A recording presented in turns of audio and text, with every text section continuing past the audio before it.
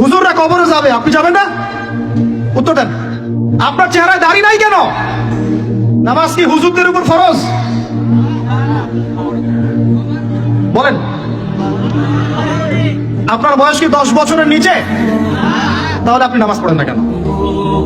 মুসলিম পরিবারে জন্ম নিয়ে তাকে সুন্নত শেখাতে হয়, যে এই কাজগুলো সুন্নত, এগুলো আপনাকে শেখাতে হবে কেন? কেন শেখাতে হবে? কেন আপনি নিজের তাগাদা থেকে সুন্নত শিখবেন না? নবী সাল্লাল্লাহু আলাইহি ওয়াসাল্লাম কি হুজুরদের নবী না আপনার নবী? কথা বলেন, উত্তর দেন। নবী সাল্লাল্লাহু আলাইহি ওয়াসাল্লাম কি হুজুরদের নবী না আপনার নবী? তাহলে আপনার মধ্যে তো সুন্নত থাকবে না কেন? আপনার চেহারায় দাড়ি নাই কেন? আপনার প্যান্টটা টাকনোর নিচে কেন? কেন আপনি নবী সাল্লাল্লাহু আলাইহি ওয়াসাল্লামের জীবনী সারা জীবনও একবার পড়ে দেখতে পারলেন না? নবী সাল্লাল্লাহু আলাইহি ওয়াসাল্লাম 23 বছর আপনার আমার জন্য কষ্ট করেছেন, মানুষের মার খেয়েছেন, গাল খেয়েছেন, তাকে 15 বার হত্যা করার চেষ্টা করা হয়েছে, তাকে দেশ থেকে বের করে দেওয়া হয়েছে, গলায় দড়ি পেঁচিয়ে টান দেওয়া হয়েছে, পিঠের মধ্যে উঠে নাড়ি ভুড়ি চাপানো হয়েছে, দাঁত ঘুষি মেরে দাঁত ফেলে দেওয়া হয়েছে, মাথা ফাটিয়ে দেওয়া হয়েছে, পা ভেঙে দেওয়া হয়েছে। কাদের জন্য? তার জন্য। তা আপনি আমি কেন তার জীবনী পড়ে দেখলাম না কখনো? কেন আপনার চেহারায় দাড়ি থাকবে না, আমার চেহারা দাড়ি থাকবে না? কেন আমাদের প্যান্ট টাকনোর নিচে উপরে থাকবে না? কেন আমাদের কথাবার্তা, চাল চলন, খাওয়া দাওয়া, ইস্তেঞ্জা করা, নামাজ পড়া, প্রতিটা অ্যাক্টিভিটি সুন্নাহ মাফিক কেন হবে না? এটা আপনাকে হুজুরকে শেখাতে হবে কেন? এটা তো আপনার দায়িত্ব শেখা, নিজের দায়িত্ব। আল্লাহ রাস্তায় বের হতে আপনাকে বলতে হবে কেন? নিজের তাগাদা থেকে আপনি বের হবেন।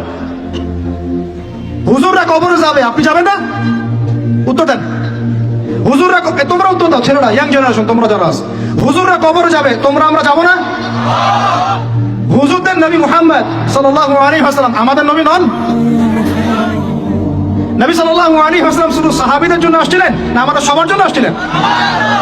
নবী সাল্লাল্লাহু আলাইহি ওয়াসাল্লাম সারা জীবনে যে কষ্টগুলো স্বীকার করেছেন তা নিজের জন্য না আমাদের জন্য? কিয়ামতের মাঠে তার সুপারিশ ছাড়া আপনি পার পাবেন? তাহলে আপনাকে সুন্নত কেন শেখাতে হবে?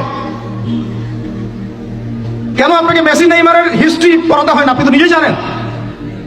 কেন আপনাকে এই নায়িকাদের হিস্ট্রি পড়াতে হয় না? আপনি নিজেই জানেন, খোঁজ খবর নেন। কিন্তু মুহাম্মদ সাল্লাল্লাহু আলাইহি ওয়াসাল্লাম সম্পর্কে এত গাফেল কেন? সুন্নত না জানলে বেদাত চিনবেন কিভাবে? সুন্নত চিনলে পরে তো বেদাত চেনা যাবে যে এগুলো সুন্নত, এগুলোর বাইরের গুলো বেদাত। তখন তো বেদাতের আলাদা করে সংজ্ঞা আপনাকে শেখাতেই হয় না। মুসলিম পরিবারে জন্ম নিয়েও তাওহীদ চিনতে পারছি না, শিরকের মধ্যে লিপ্ত আছে। সুন্নত চিনতে পারছি না, বেদাতে লিপ্ত আছে। নামাজ, সুবহানাল্লাহ, মুসলিম পরিবারে জন্মগ্রহণ করে নামাজ পড়েন না কেন? নামাজ কি হুজুরদের উপর ফরজ? বলেন। আপনার বয়স কি 10 বছরের নিচে? তাহলে আপনি নামাজ পড়েন না কেন?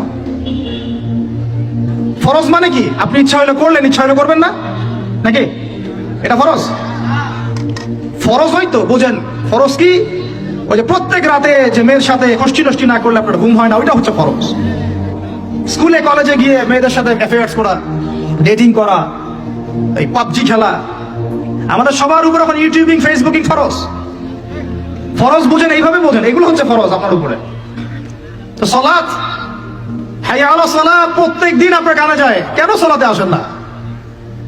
হাইয়া আলাল ফালাহ আপনার আমার কানে যায়, কেন সালাতে আসেন না? কখন সালাতে আসবেন? ছোট ভাইরা কখন সালাতে আসবেন? যখন আপনার বয়স হবে 50, ওই সময় এসে প্রথম কাতারে চেয়ার নিয়ে দৌড়াদৌড়ি করবেন। আমরা যখন মসজিদে যাই, প্রথম কাতারগুলোতে প্রথম 2টা কাতার থাকে বয়স্করা, বৃদ্ধরা, যুবকরা নাই।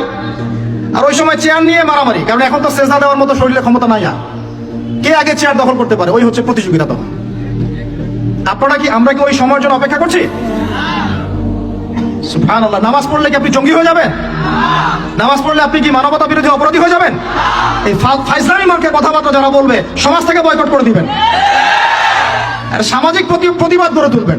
এই শব্দগুলো সস্তা করতে করতে যাকে তাকে যা ইচ্ছা তাই বলে বেড়াচ্ছে। ধর্মের কথা, ইসলামের কথা বললেই মানুষ সন্ত্রাসী হয়ে যায়। আমরা কি শান্তিপূর্ণ পরিবেশের মধ্যে অশান্তি সৃষ্টি করতে চাই? কোশ্চিন গেলেও নয়। কিন্তু আপনার ছেলে, আমার ভাই, আপনার বোন নামাজ পড়বে না কেন? নামাজ পড়লে কি মানুষ খারাপ হয়ে যাবে? বাংলাদেশে যে শিক্ষা প্রতিষ্ঠানগুলো সবচেয়ে ভালো করে, এই তো আপনাদের এখানে ক্যাডেট কলেজ আছে না, রেজাল্ট ওদের চেয়ে ভালো কেউ করে? দেখেন প্রত্যেকটা স্টুডেন্ট যাদের নামাজ ফরজ, নামাজ পড়ে ঠিকঠাক মতো, 5 ওয়াক্ত নামাজ টাইম টু টাইম পড়ে। 5 ওয়াক্ত নামাজ তারা টাইম টু টাইম পড়তে পারে।